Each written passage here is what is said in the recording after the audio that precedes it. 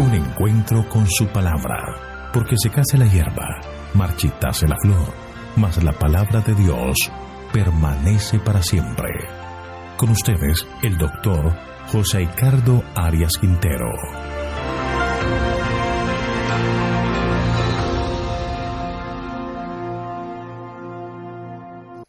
Hoy vamos a estudiar Mateo capítulo 14, versículos 1 al 12.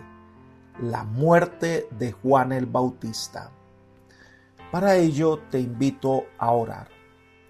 Padre nuestro que estás en el cielo, te alabamos, te glorificamos y te exaltamos porque eres un Dios bueno, porque para siempre es tu misericordia. Gracias, Señor, por tus cuidados. Gracias, Señor, por perdonar nuestros pecados y restaurar nuestra vida. Solicitamos en este momento, Señor, que la presencia de tu Espíritu esté en nuestro medio para que al abrir tu palabra y estudiar este pasaje de Mateo podamos aprender más y más de ti. Gracias, Señor, por tus bondades. Gracias por concedernos tu bendición, pues lo pedimos en el nombre de Jesús. Amén. En nuestro estudio del libro de Mateo, en esta sección, hemos visto la tremenda oposición que había sufrido el maestro por parte de los guardianes de la ley y los escritos, que eran los escribas, los fariseos y los saduceos. Mateo entonces registra varias enseñanzas de Jesús por medio de parábolas.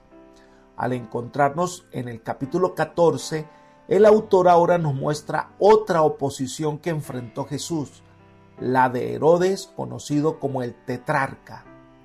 Mateo lleva a sus lectores a recordar lo que significó la obra de Juan el Bautista y revela a un Salvador que conoce las necesidades del hombre y está listo para suplirlas. La primera sección de este capítulo son los versículos 1 al 12. Narra la actitud de Herodes ante la muerte de Juan y la manera en que ahora ve el ministerio de Jesús. La primera parte de esta sección es la reacción de Herodes al escuchar sobre la obra de Jesús. Leamos los versículos 1 y 2. En aquel tiempo Herodes, el tetrarca, oyó la fama de Jesús y dijo a sus criados: Este es Juan el Bautista, ha resucitado de los muertos y por eso actúan en él estos poderes. Este es Herodes Antipas, hijo de Herodes el Grande. Llegó a ser conocido como el rey de Judea. Fue designado por el emperador romano como tetrarca de Galilea y Perea. Un tetrarca gobernaba sobre la cuarta parte de un territorio. Podemos destacar de este hombre como un gran constructor. Convirtió su territorio en un lugar próspero, pero también reconocido por su gran depravación. Uno de los hechos más destacados es que cuando viaja a Roma conoce la esposa de su hermano Felipe. Se enamoran, estando él ya casado con otra mujer, se separa de ella y se casa con la mujer de su hermano. Al dar ese paseo, aparte del aspecto moral de la cuestión, Herodes quebrantó dos leyes. Se divorció sin causa de su mujer y se casó con su cuñada estando todavía vivo su hermano, que era un matrimonio prohibido en la ley judía. Juan no dudó en reprochárselo. Este fue uno de los pecados que Juan el Bautista denunció y lo que causó la muerte. Con respecto a este pasaje hay otros elementos a tener en cuenta. Número 1. El momento de la narración de Mateo 14. Juan ya había muerto por orden de este Herodes. Por lo tanto, se hace un recuerdo más adelante de lo que había pasado. En segundo lugar, Herodes oyó la fama de Jesús. No sabemos cómo llegan los rumores acerca de lo que Jesús estaba haciendo, pero este sorprende a Herodes y está muy perplejo. En tercer lugar, Herodes siente que su conciencia le acusa por la muerte de Juan. Así que al oír lo que Jesús hacía, afirmó: Este Juan el Bautista ha resucitado de los muertos y por eso actúan en él estos poderes. La superstición junto con una conciencia culpable, parece que llevaron a Herodes a esa conclusión. En otras palabras, su conciencia fue invadida por el temor, ya que él era el culpable de la muerte de Juan el Bautista. Había una creencia o rumor que Jesús era Juan el Bautista resucitado. Quizás alguno veía algún parecido físico entre los dos. Lo cierto es que la obra de Jesús genera inquietud en el tetrarca. Elena de White describe este momento de la siguiente manera: el pecado de Herodes estaba siempre delante de él. Constantemente procuraba hallar alivio de las acusaciones de su conciencia culpable. Su confianza en Juan era inconmovible. Cuando recordaba su vida de abnegación, sus súplicas fervientes y solemnes, su sano criterio en los consejos, y luego recordaba cómo había hallado la muerte, Herodes no podía encontrar descanso. Mientras atendía los asuntos del Estado, recibiendo honores de los hombres, mostraba un rostro sonriente y un porte digno, pero ocultaba un corazón ansioso, siempre temeroso de que una maldición pesara sobre él. Cuando Herodes oyó hablar de las obras de Cristo, se perturbó en gran manera. Pensó que Dios había resucitado a Juan de los muertos y lo había enviado con poder aún mayor para condenar el pecado. Temía constantemente que Juan vengase su muerte condenándole a él y a su casa. Libro El deseo de todas las gentes, páginas 194 y 195. Así que esta expresión era la de un hombre que se sentía culpable de haber dado muerte a un profeta del Señor. Sentía su culpabilidad y el temor de llegar a ser castigado por el Señor. Entonces ahora Mateo nos ofrece un relato retrospectivo sobre la muerte de Juan. Lo primero que relata son los acontecimientos que llevaron a Juan a la cárcel, versículos 3 al 5.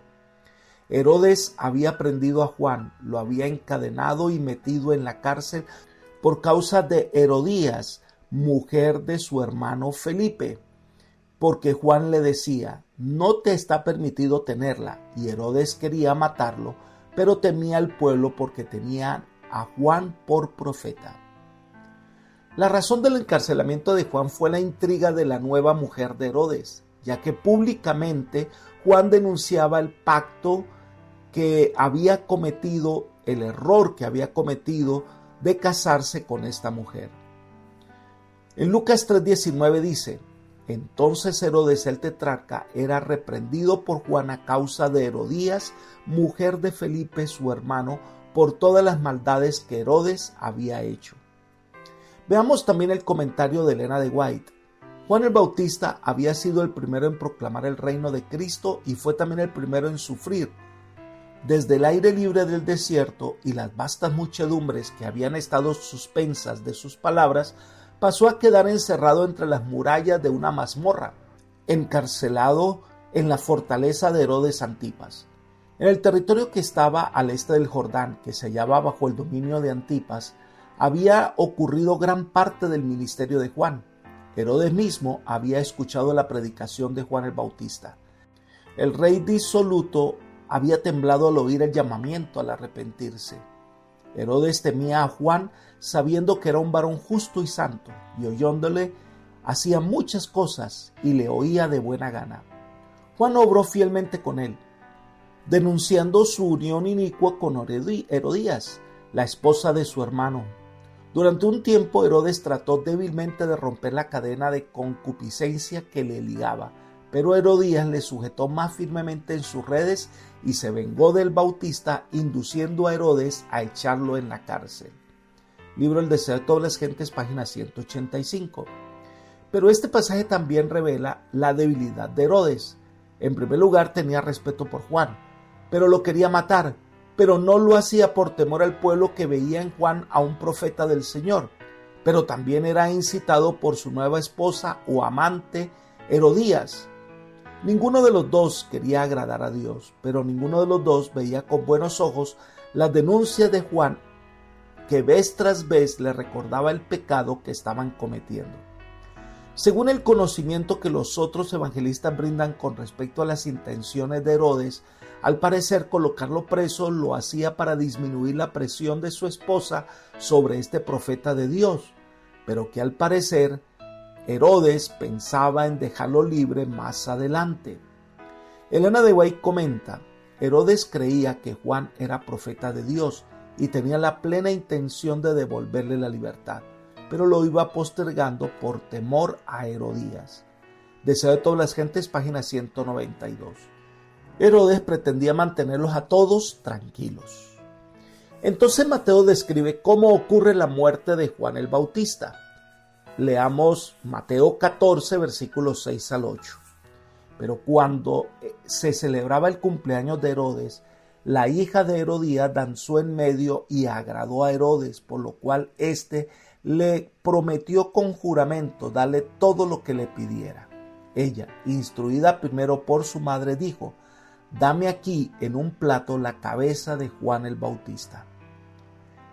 Herodías era consciente de la debilidad de Herodes con respecto a Juan, que veía que postergaba su ejecución o que al parecer no tenía las intenciones de matarle. Así que busca el momento oportuno para tomar venganza contra Juan el Bautista. Y ese día llegó. Herodes cumplía años y se hizo una gran fiesta en el palacio. Habían muchas personas invitadas. El vino abundaba, la comida exquisita era servida en las mesas de los invitados. Pero el momento cumbre fue cuando la hija de Herodías realiza un baile sensual. Esto impresionó a los invitados. Quiero que veamos lo que sucedía. Imaginémonos ese instante, Elena de White, que describe este momento así. Cuando llegó el gran día y el rey estaba comiendo y bebiendo con sus señores, Herodías mandó a su hija a la sala del banquete para que bailase a fin de entretener a los invitados. Salomé estaba en su primer florecimiento como mujer y su voluptuosa belleza cautivó los sentidos de los señores entregados a la orgía. No era costumbre que las damas de la corte apareciesen en estas fiestas y se tributó un cumplido halagador a Herodes cuando esta hija de los sacerdotes y príncipes de Israel bailó para divertir a sus huéspedes. El rey estaba embotado por el vino, la pasión lo dominaba y la razón estaba destronada. Veía solamente la sala del placer, sus invitados entregados a la orgía, la mesa del banquete, el vino centelleante, las luces deslumbrantes y la joven que bailaba delante de él. En la temeridad del momento, deseó hacer algún acto de ostentación que le exaltase delante de los grandes de su reino. Con juramentos prometió a la hija de Herodías cualquier cosa que pidiese, aunque fuese la mitad de su reino. Libro El deseo de todas las gentes, página 192. Fue en ese momento cumbre en la celebración. El rey quería impresionar a todos ofreciendo una gran recompensa a quien había halagado en ese momento. Y esto condujo a la petición de esta mujer incitada por su madre de pedir la cabeza de Juan el Bautista. Fue el momento más difícil de la noche. La música cesó. Herodes quedó asombrado y confundido. Hubo un silencio en la sala. Estaba horrorizado en el hecho de quitarle la vida a Juan, pero el juramento se había hecho ante todos los invitados. Había empeñado su palabra. Era tal que por su orgullo que ya no podía negar debido al juramento que había hecho. Y entonces, muy contrario a su voluntad, ordenó la muerte de Juan el Bautista. Elena de White continúa en El deseo de toda la gente, en la misma página, el comentario diciendo: Herodes esperó en vano ser dispensado de su juramento. Luego ordenó, de mala gana, la ejecución del profeta. Pronto fue traída la cabeza de Juan a la presencia del rey y sus huéspedes. Sellados para siempre estaban aquellos labios que había amonestado fielmente a Herodes a que se apartase de su vida de pecado. Nunca más se oiría esa voz llamando a los hombres al arrepentimiento. La orgía de la noche había costado la vida de uno de los mayores profetas. Todo esto se hubiera evitado si este hombre hubiese corregido su conducta y hubiese hecho lo que era justo. Pero este sería un acto que pesaría sobre su conciencia por siempre. No todas las promesas estamos obligados a cumplirlas. Si las promesas que hicimos van contrario a la fe o son promesas para hacer el mal, no se está obligado a cumplirla. Una retractación de las mismas es sabio. Elena de White comenta: David había jurado que Nabal y su casa deberían perecer, pero después comprendió que no solo era un error el haber jurado así, sino que era incorrecto respetar ese juramento.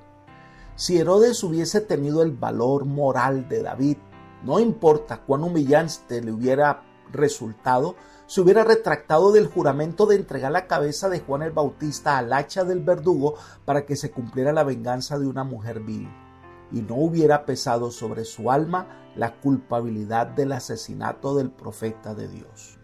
Sign of the Times, del 26 de octubre del año 1888.